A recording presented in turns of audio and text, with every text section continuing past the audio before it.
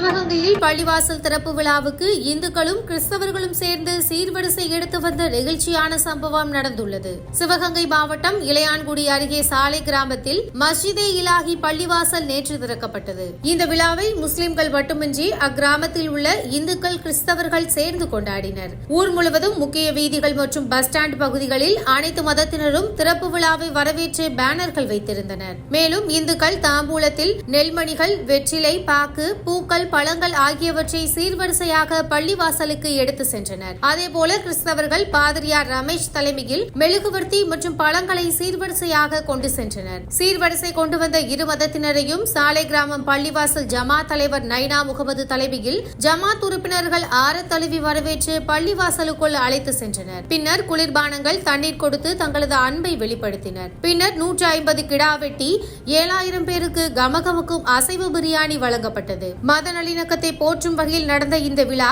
பலராலும் பாராட்டப்படுகிறது.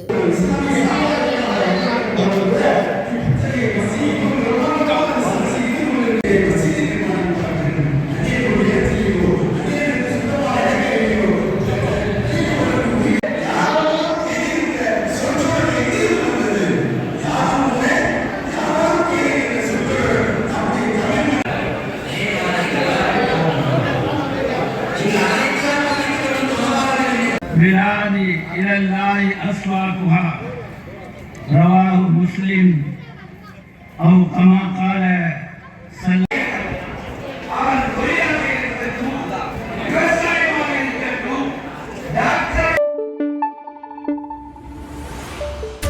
وسلم.